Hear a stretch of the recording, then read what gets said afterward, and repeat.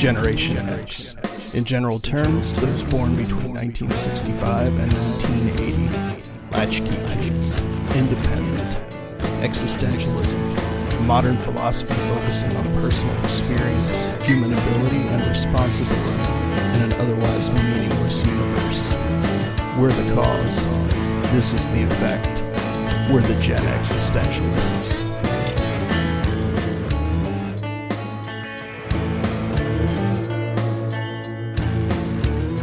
Welcome into the Gen-Xistentialist podcast. My name is Scott. And I'm Bunny. And we have a tragedy to tell you about, our fine listeners.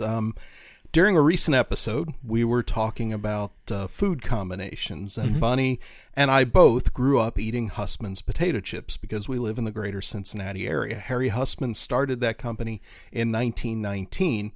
They sold out, the company did, to the Utz potato chip company several years ago. And unbeknownst to us, the Hussman line was discontinued in 2021. So 4 years ago, it's been at least 4 years since you've had those scrambled eggs with the Hussman's barbecue chips. It's been at least a decade since I've had that. Okay, so what we need to do is we need to get some of the Utz, and Utz chips are really good. If Hussman was going to sell out to a company, Utz was the one to do it for, because I think Utz is like primo stuff. But we need to get some Utz barbecue chips and try the recipe with those. You know, this is funny because I was just out at a restaurant a couple weeks ago. My wife took me out for a very much belated birthday kind of breakfast thing. And she got this thing. It was like a flight of salsa, which is very strange for breakfast. But it was like 3 different things to dip chips in. And one of them was a guacamole-based thing, which normally I'm not a big fan of. Right. But I had it. It was honestly the best tasting thing I had at the entire restaurant, and I had some amazing stuff there. Cool. And I'm not usually a big guac guy. And she was just like, "Oh, you should take some home with you. You should take some." And I'm like, it happened. You know, just it happened. It was like a sweet breeze in the wind that you'll always remember from your childhood. And it's better for having passed. It made it all the more poignant. That bowl of guacamole was all the more poignant that I'll probably never have it again, or I might have it sometime in the distant future if that restaurant doesn't shut down. And I kind of feel that bittersweet way about the Hussman's chips, too, where it's like, it was a thing, and we're better for having it. Just because I didn't take a photo of it or an Instagram or make a fucking TikTok about it, that didn't mean it didn't happen and that it wasn't such a sweet.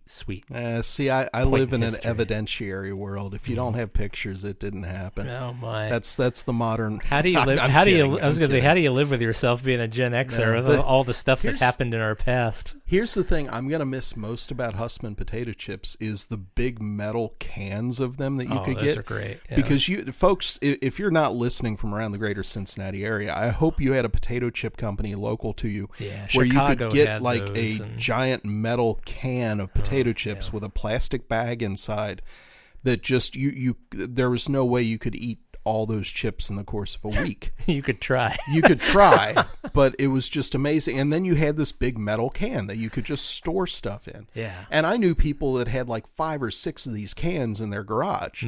Why are you keeping those? Well, I might need them for something someday.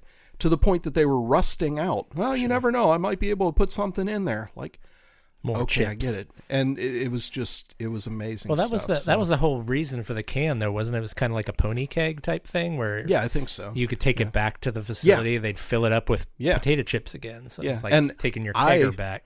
I got to deliver forklift parts to the Hussman company in downtown Cincinnati once. Did you get any warm chips off the line? I got a bag.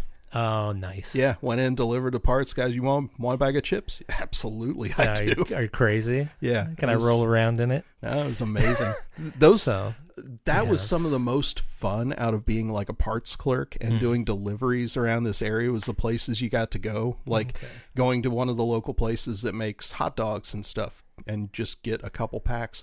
Went to Glear's Ghetto once and delivered parts down there. All right. And I came back with 20 rolls of Ghetto to the office and was just divvying them up to people in the office to take home. It was great. See, that's where you're supposed to come back with like 3 in your hand and say, "Oh, they gave me a couple of these. You get to fight over it," and you got the rest hiding in a cooler in the back. No, it was awesome.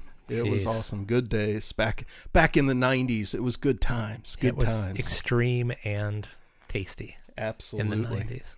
So, should we give Mega Wheel the Magnificent a spin? Yeah, I need to get over this heartbreak. Yeah. This bittersweet. Hussman's gone. So, we are spinning Mega Wheel the Magnificent, as we typically do. Most of the show is extemporaneous. We just had to bring everybody up to date in case they were scouring the store shelves looking for Hussman's. You ain't going to find them. I know. Okay, so our first topic for the day. We've done something similar. What was the most important lesson you've learned from a past romantic relationship? most important relationship lesson that I've had. Mm-hmm. I honestly, I don't know if I've learned all that much, to be perfectly honest. Every relationship I've had in the past has been different. Mm. They've all had their own uniqueness to them, and my current relationship, with my wife, of course, is completely different to most that I've had in the past. So, I think just being honest with people is, honest with your feelings, not just honest in general. Honesty is the best policy, as the cliche goes. Yeah. True. But to just be completely open about how you're feeling is it's a gift that I don't think enough people give. True. So it's kind of a lame answer, but like I said, I haven't learned anything. Yeah. I think the best lesson that you've learned from a past relationship is this. He knows. When you break up with somebody and your best friend hangs a sign up on the door when you're leaving, you should leave the sign up. I know. I was trying not to be petty. You weren't being petty. I was. I was. But there was no evidence that it was you. Remember? It doesn't matter. It's like your evidentiary lifestyle you like to live. It doesn't matter. The relationship was over. The sign was very cordial. That's true, but we still banged after that relationship. So. 6 one, half dozen the other. Yeah. Mine similar. Be open with everything. If you're starting a new relationship, if you're in mid-relationship, at any point, open up, be open, because a relationship is only as good as the communication between the people that are in it. So that would be my big lesson that I would have for all of you, my friends. And we will give Mega Wheel the Magnificent another spin. We really need to change the picture, because the picture in the center of Mega Wheel, folks, I can't even really describe it. I could change her to be more of a Garbage Pail Kid one with food all over and stuff. That would be great.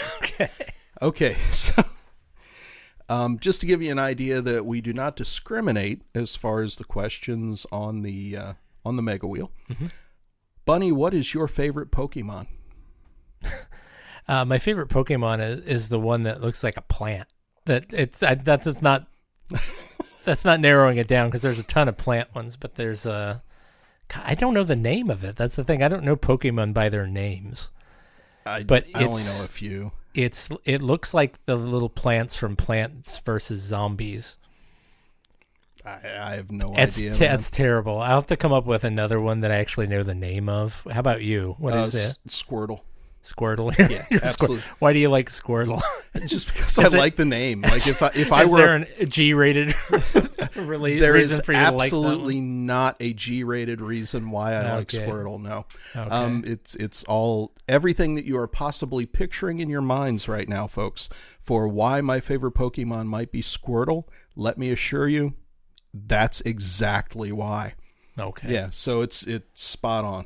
Spot on. And we will give Mega Wheel of Magnificent another spin on that note, as everyone is picturing in their mind's eye, in the theater of the mind, why I like Squirtle. I'm gonna have to find this Pokemon so I can at least give all the nerds out there the name. We'll hold off on asking the next question as Bunny researches Pokemon on his digital device. And see, this is the wonderful thing, man. We're Gen X, we're old, but my God, we understand the power of having a freaking computer in our pockets. We might need bifocals to see the screen, but we appreciate the power of knowledge and the ability to research and find answers to our questions. as Bunny is feverishly. I found the creature, but I'm still looking for the name. Okay. Bell sprout. Bell sprout. Bell sprout. This is a bell sprout, which I think That is great. is the strangest look. Okay. I'm also a fan of Diglett. Diglett? Diglett is like this whole little colony of little hot dog looking things that pop up from the ground. It's completely retarded looking. So okay, so Bellsprout and Squirtle would be our chosen Pokemon for anybody out there keeping score. And our next topic is this. Mm-hmm. If you had to cancel 1 hour of the day, every day, which hour would you eliminate and why? 3:00 p.m. Why?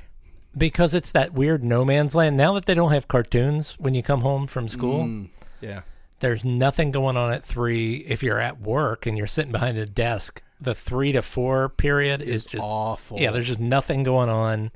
You got your lunch coma going on. Maybe you had a meeting, but it's already ended by 3, and you're just back at your desk wishing you could commit seppuku because they've got nothing better to do for the next 2 hours. Yeah. Why not eliminate one of those hours out? Yeah, honest to God, I would absolutely agree with 3:00 because it is terrifying how often I have things that I have planned to get done for the day. And right around 3:30, I've accomplished what I wanted to get accomplished for the day. That last half hour is like, I don't want to start something new because I hate leaving projects in the middle. Mm-hmm. And it's like, what am I going to do? I'll put my stuff on. I'll go do a walkthrough of something. But still, you're right.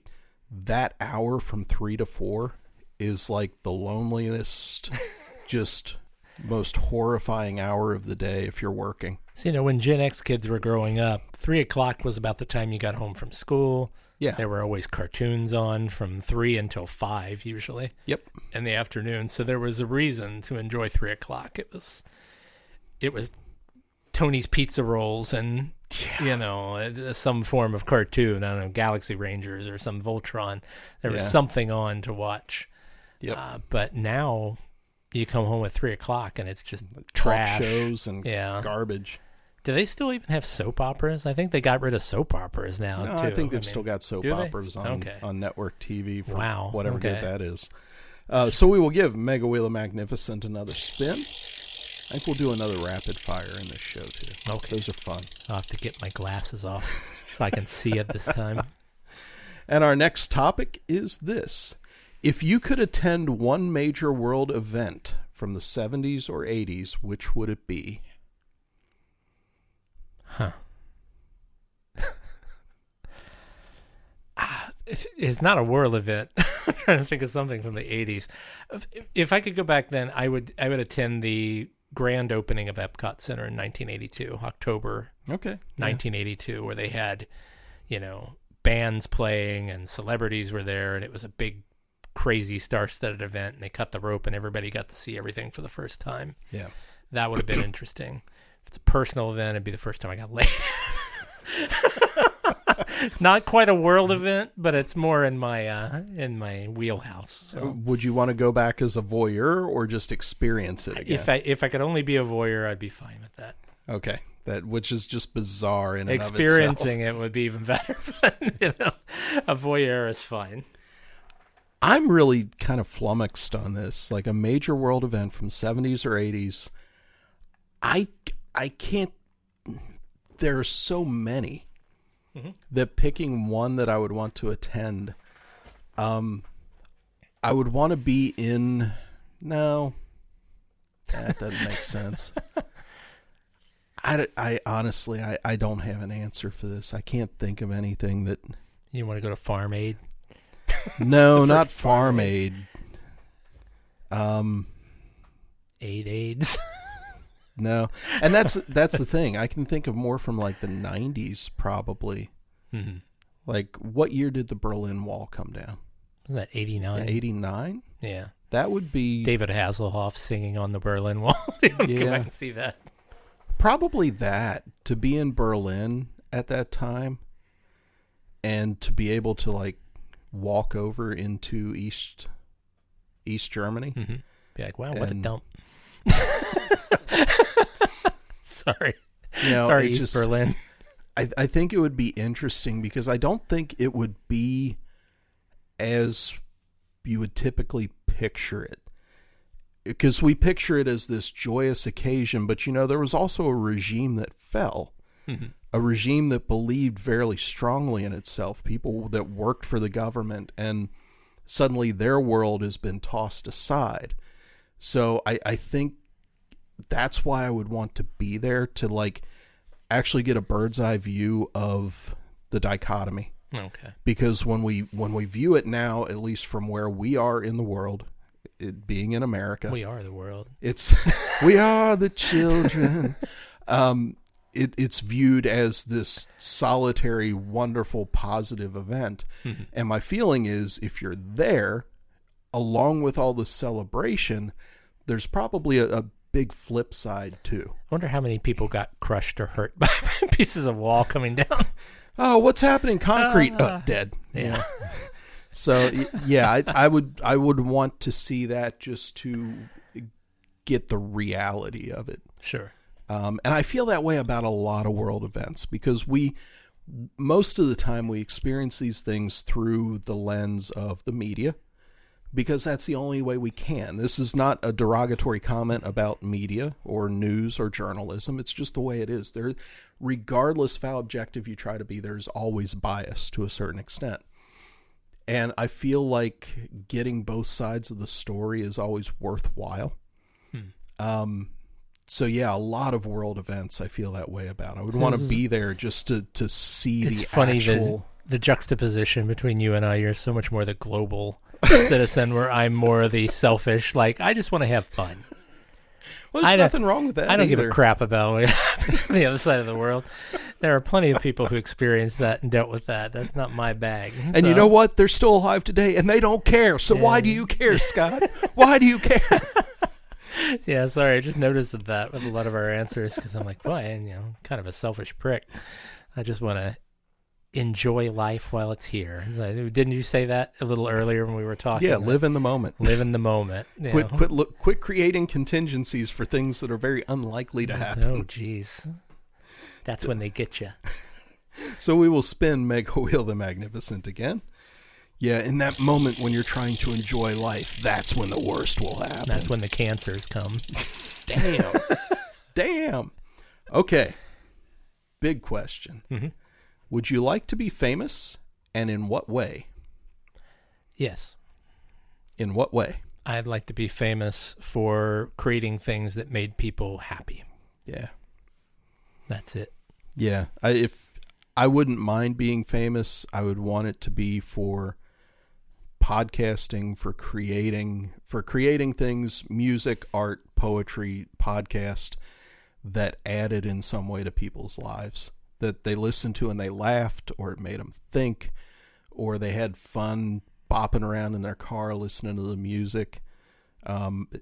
So I guess we're both saying the same thing. We don't necessarily want to be famous for ourselves. We wouldn't mind being famous, but it's the work that matters. Well, yeah, I'd like to leave some sort of positive legacy behind besides, oh, yeah, that's the guy who always made all the poop jokes. Or, oh, you remember that time Bunny got so angry that XYZ? Yeah. I don't want to be remembered for some goofy crap. I'd like to be remembered for something that left behind a positive impact on society a little bit, even if it was very small impact. Yeah. You said something earlier, before we started this actual session, about legacy. Mm-hmm. Do you remember what it was that you said? Because it was very profound. Oh. It was. That legacy is less about what you leave online and more about what, the echo that is left in a room when you leave. I mean, that's what legacy is for a lot of people, I think. Not everybody is going to be a Barack Obama or a Vladimir Putin or anything else in the world where people are going to remember them forever and ever for one reason or another. But I think, the less time you spend chasing clout online, which is like chasing ghosts, really. Yeah, it's not about how many likes you get. It's about... because nobody's going to remember those likes, but the people that you impact locally are going to remember. Yeah, it's the people that you've touched along the way. Yeah. and those little bits. Just get consent before you touch them. Right, exactly. So you want to do another spin, or you want to do a rapid fire? Let's do another spin, Okay. and then I'll take the rapid fire questions from you, and I'll just drop one on you. Okay. So we are spinning Mega Wheel of Magnificent. We'll do one more question, and then we will do a rapid fire. Or apparently I will do a rapid fire. Mm-hmm. Okay. What movie or show do you keep rewatching? Movie or show I keep rewatching. I rewatch a lot of television programs, ironically. Yeah. I'm currently rewatching all of the Mr. Rogers Neighborhood. Yes! Starting Love from it. 1967, when they're Yeah. all black and white. I'm just now getting the end of season 1. There's like 60 episodes in season 1. Awesome. I rewatch King of the Hill a lot. I rewatch The Simpsons. I rewatch a lot of the old Doctor Who episodes. I'm very much a nostalgia junkie when it comes to series. Yeah. There's very little modern stuff that I rewatch, to be honest. How about you? Currently, I have been rewatching the Netflix Daredevil series because I'm also watching Born Again, the new Marvel series. And I've rewatched the Moon Knight series multiple times just because those are my two favorite comic book characters. We've talked about it before, Moon Knight and Daredevil. Just love them. But also, if there's an episode of MASH on, I'm watching it. I'm a MASH junkie. He is. He even has a T-shirt to prove it. Yeah. If there's an episode of Barney Miller on, I'm watching it. Okay. Quick Sanford and Son on that. I'm watching. Who's your favorite Barney Miller character? Jehoitz. Jehoitz. Yeah, just because he's so much the comic foil for everybody. All right. But Ron Glass's character, I can't think of his name. I can picture him, but I can't picture what his name is. Yeah, and everybody.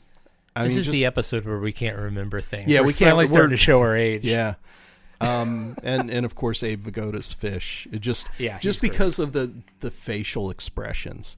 That was in the age of sitcoms where sometimes it wasn't words. The actors were formerly they grew up on the stage where they could express themselves just with a facial tick. And Abe Vigoda and Jack Sue were both masters of that. Just the way they would move their eyes could convey so much.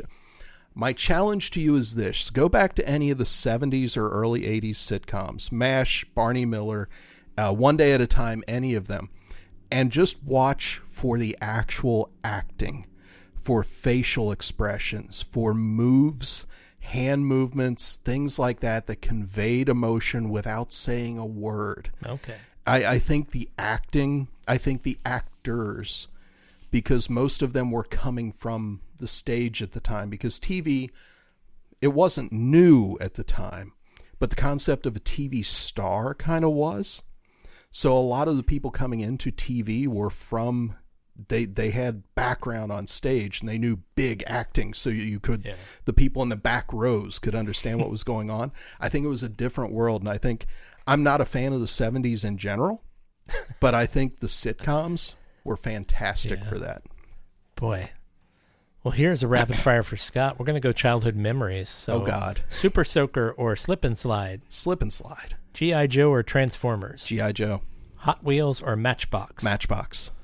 Now, why is that? I'm going to derail this. Better quality. Better the quality. Matchbox cars, the axles had a little bit of bend, so there was some suspension, so the wheels rolled a little bit more smoothly. You could get more speed. Sorry, I broke the rules there. I'm so confused about the difference between Hot Wheels and Matchbox. Okay, PlayStation or Nintendo 64? PlayStation. He-Man or Thundercats? He-Man. My Little Pony or Care Bears? Care Bears.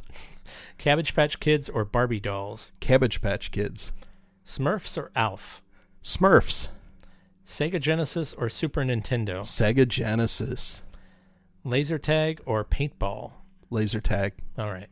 So Sega Genesis because it does what Nintendo don't? Is that the reason? Is it the blast processing? That's a lot of it. And I had a Sega Genesis, and the games were so good. Okay. Like, if I could find a Sega Genesis right now with some of my old games, I would buy it in a heartbeat and hook it up because it was just...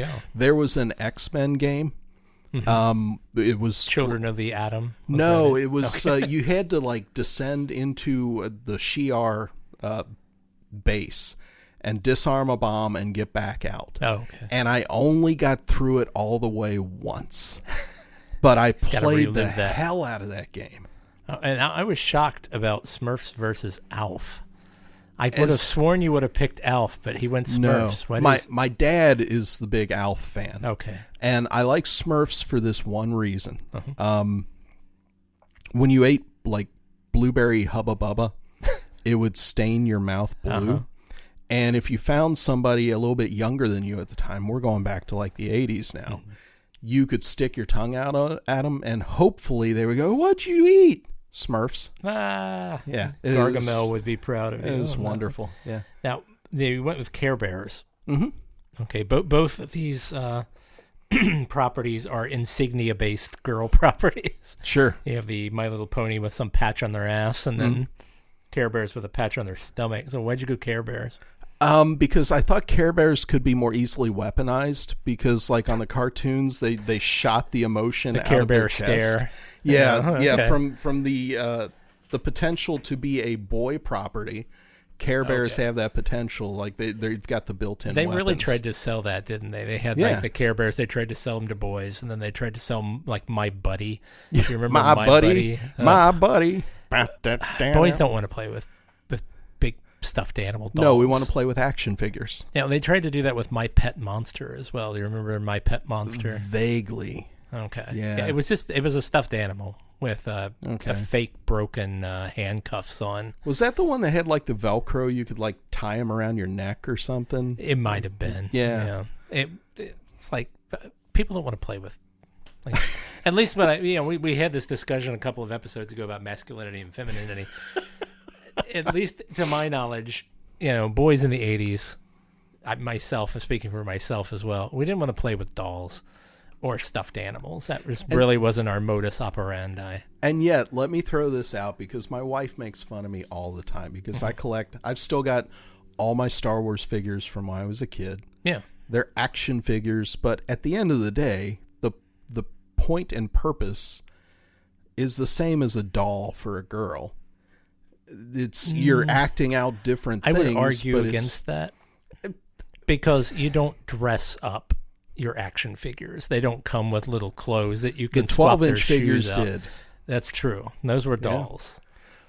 I hate to say that. All the cool new versions, like the Black Series, have different accoutrements and different helmets and stuff that you... I always considered a helmet, a backpack, or a weapon as an accessory. Because you're a guy. It wasn't high heels and a sparkly dress for nighttime, like Grand Moff Tarkin in his evening wear. It was not a thing. Slippers versus boots. Yeah, exactly. It's the same thing. No, it's not. Action figures for guys are dolls for girls. They're all toys. Well, sure. Yeah, and they are all toys. And they're all fun. Ain't no thing about it. Remind me to tell you about what me and Amy used to play when I go over to her house. Good times with Golden Girls dolls. Coming on a future episode, ladies and gentlemen. Fun times. With that, we will leave you. This has been the Gen-Xistentialists. My name is Scott. And I'm Bunny. We'll catch you next time. Have a good one.